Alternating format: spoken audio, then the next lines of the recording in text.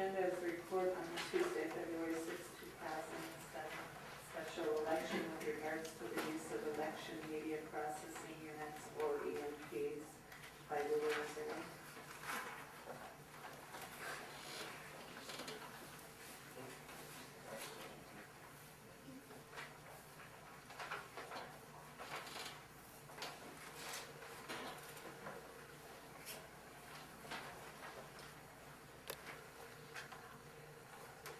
Missouri, IS, and ballot administrator. Good afternoon. As you're aware, on election February 6th, we had 3 EMPs ready to upload the data from the memory cards that came in. The first city that came in, the number of memory cards were 33 memory cards for Independence. As we placed them in the EMPs to upload them, we've got 2 different types of errors. On 12 of the cards, when the cards were inserted into the EMPs, we got an error message saying bad media. Okay. The second error that occurred was an instance where the cards seemed to perform normally. They transferred. We did not get any error messages, but they only transferred 0 votes. Now, we didn't find this out to the end of the night when the poll books didn't match with our SOVC report. When the EMPs failed with the first city, we stopped using them immediately and we uploaded all of our cards using our backup plan, which was an additional, I believe it was 16 TSX units set up, ready to go. So we were able to process all of the memory cards. As a result of the first set of errors, we had to go out, send Brian's people out to bring those machines back downtown so that we could recreate the memory cards that were no longer readable. They brought the cards down, the TSX units down, we recreated the cards, and then we uploaded them through the TSXs with no problem. So that's what happened on election night. Post-election, Michael asked for me to recruit a group of IT people to figure out what happened. And we looked at everything. Was it from the setup of the equipment, to the testing, to the creation of the ballot? We looked at every aspect of the process.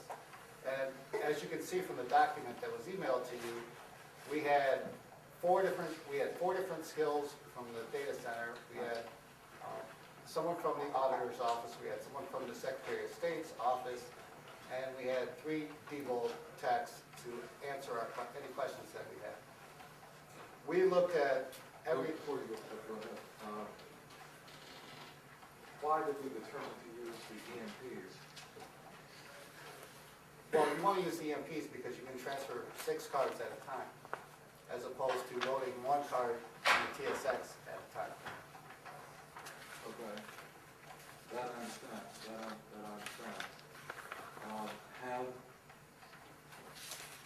Because I asked you the last time, I didn't know what your response was. Are the EMPs certified by the Secretary of State's office? Yes. They have been certified. Okay. Yeah, we were initially going to try to use them in November, but we didn't get the equipment in-house in time to use them. So we opted for February. Have you seen in writing the certification for the EMP? Because there had been some discussion prior to November that either the Secretary of State's office was looking at certification. I don't have that document, but I believe Matt Jaffe can answer that question. I believe he has it in ballot. I do have an electronic copy of the document. Print out. Please print it out.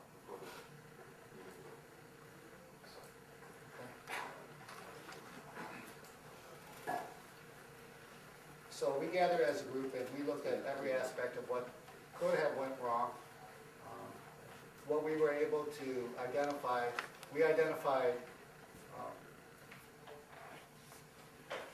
a problem with the FAT format on the cards as a possible cause for what caused the 2 errors, the 12 bad media and the 0 votes.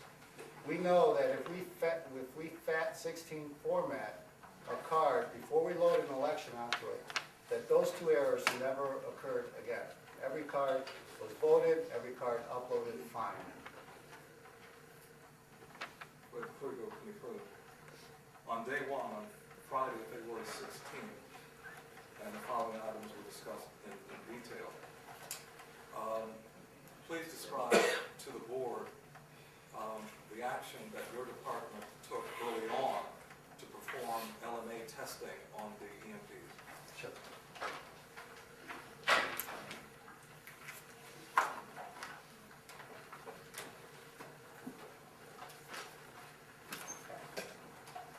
All right, you just sent Matt out of the room, but he was more involved with this than I was. I have a good understanding. If there's something I can't answer, we can ask Matt when he comes back in. Well, the first thing was training. Diebold had to come in and train us when we took them out of the box. So Chris Bellis came in. They took 3 EMPs out of the box, set them up, and did a 1-hour training session. After Chris Bellis left, then Matt and Brian trained the rest of the ballot department on what they had just been trained on. Following that training session, they took 9 more units out of the boxes and set them up and began to test on their own without Chris Bellis being there. When they started testing those, and this is the IV and V testing, by the way. Excuse me? The IV and V testing, IV and V. IV and D. Victor and I said Victor. that IV and D meaning what? It's a checklist that Diebold has provided to test every step of the process, every part of the machine. It stands for independent verification and validation. Did that take the place of our own logic and accuracy testing, or was that on top of that? This is prior to the LMA. When they unpacked the 9 units and started doing the IV and V checklist, they were getting different errors. And it was determined that it was the process that they were following, and not necessarily, the assumption was it was the process they were following because they were trying to upload cards and download elections at the same time, which is a conflict in resources at the GEM server. So at that point, Chris Bellis was contacted. He came in the very next day and explained, you can't upload and download at the same time. You will get errors. He also advised the ballot department to stop the network port on the EMPs, which is a software switch that they have to turn on and off before they switch from upload to download. So Matt did that, and they continued to have errors. At that point, he came to Michael and I to let us know about the errors, and we discussed them while Chris Bellis continued to test. Chris Bellis determined that the printer function, that's another software switch, needed to be, turned on. Matt had turned it off, but it needed to be turned on.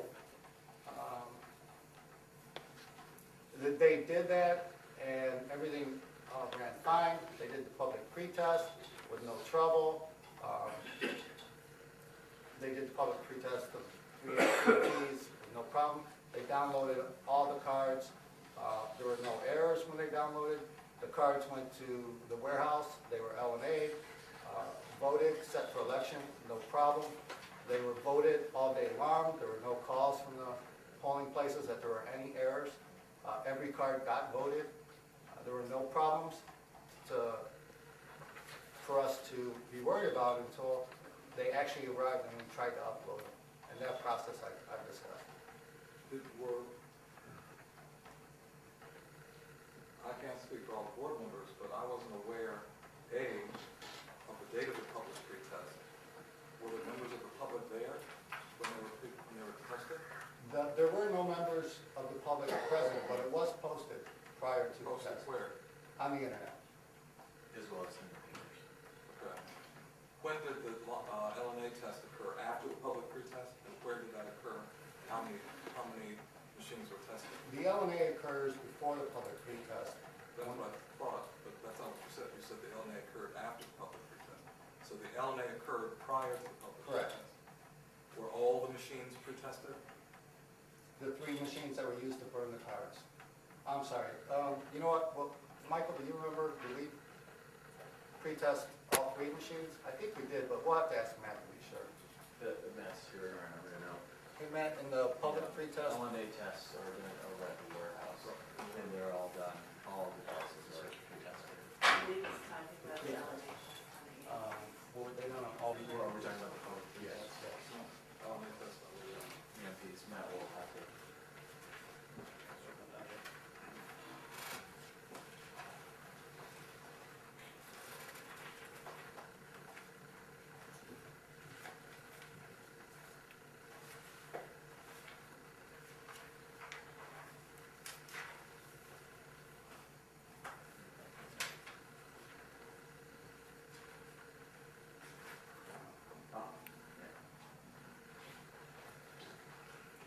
Mr. Cox, Matt has indicated that the pretest was done on all 3 EMPs.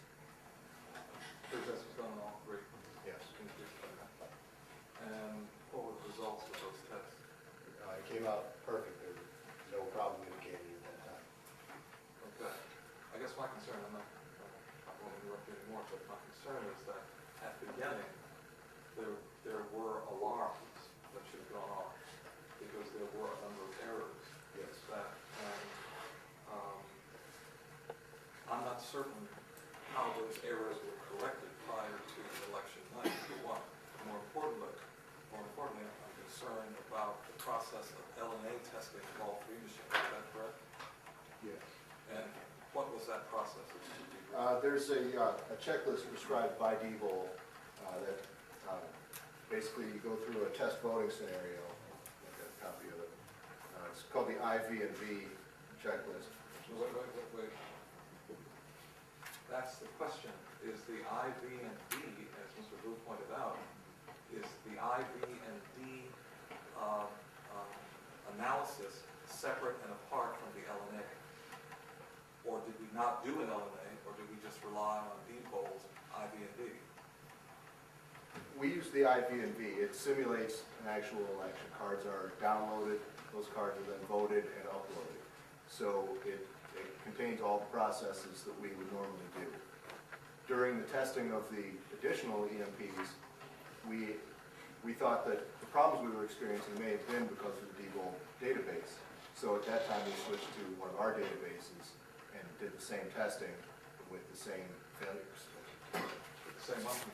With the same failures, the download errors that we were experiencing occurred on both databases. Okay.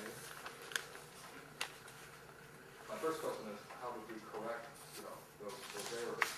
And my second question is about Mr. Blue.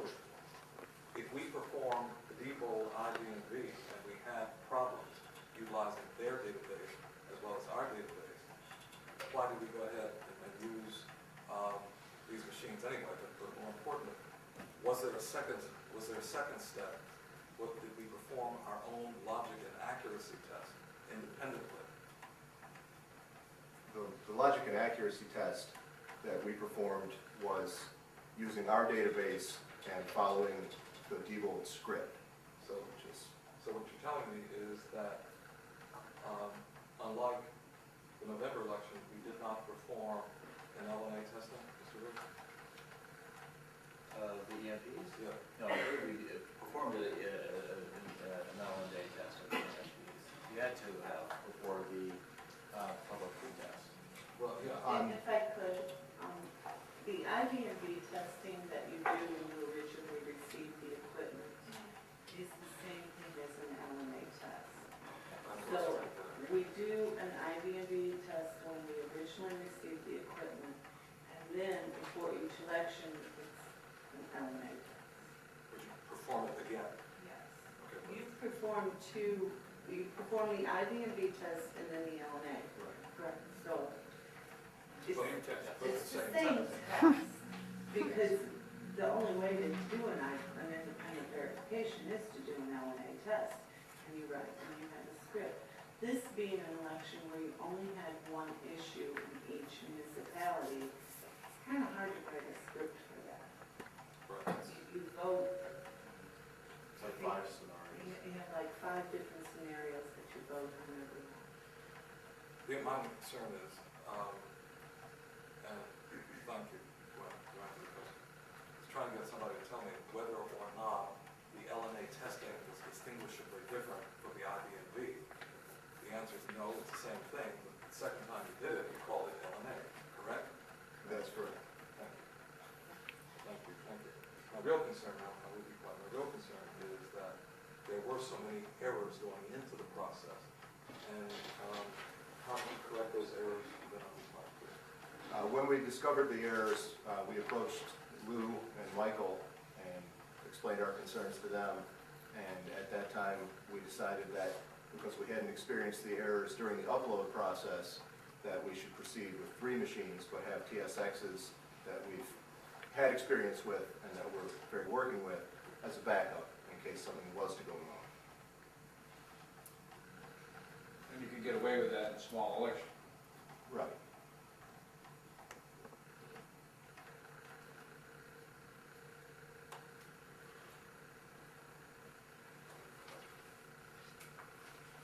Go ahead, I'm sorry.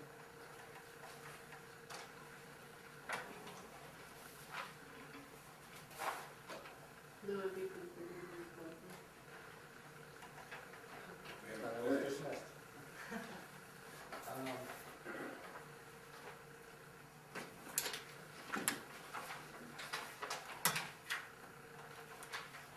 After we found out how to prevent those 2 errors from occurring, which is that format, FAT16 format,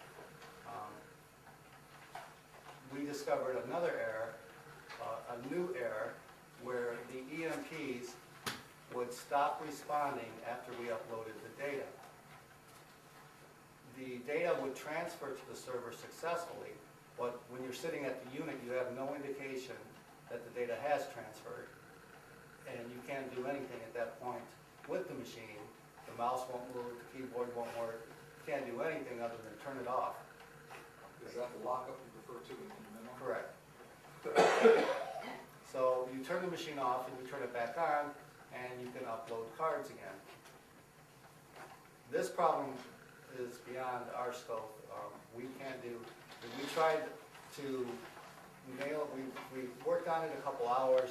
It was not anything that we could determine any kind of consistency.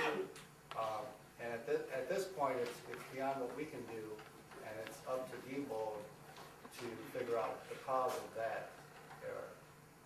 Because I believe it concerns looking at the code and what is occurring, at that point in the code. In what? In the computer code of the software. I think I'll refer to my chair, but after making this report, Lou, I think you can understand the public's concerns. If we're talking about, let's talk about the practical implications of locking up so that we all understand it. Will the lockup prevent accurate tabulation? It has not from what we've tested, but again, this was not what we were asked. This was a new problem that we found out about. It was not anything we were tasked to come to a conclusion about. Could it affect tabulation? You don't know. I don't know, because we didn't, all I know is every time we saw it, the votes transferred correctly. Okay, now we had, Mr. Chairman, we had a variety of, we had errors going in, we had errors that we discovered coming out, if you will. While Chris tested the machines, we found errors. Would you recommend, as we go forward in the May election, that we use the EMPs now that you know that you have an unexplained error? No, absolutely not. Thank you very much. No, and I believe that's the very last line of this document, is that we should not use the EMPs until the source of the lockup problem has been resolved. And not to just the BOE, but every member of that committee should look at the machine, and we should go through the same round of testing that we did to find the problem before we use these EMPs for the May. And I'm sorry, but we have some members from the data center here as well, and Tyrone is here from the Secretary of State's office. I'm sure they'd be happy to answer any additional questions you might have as well, as well as Diebold.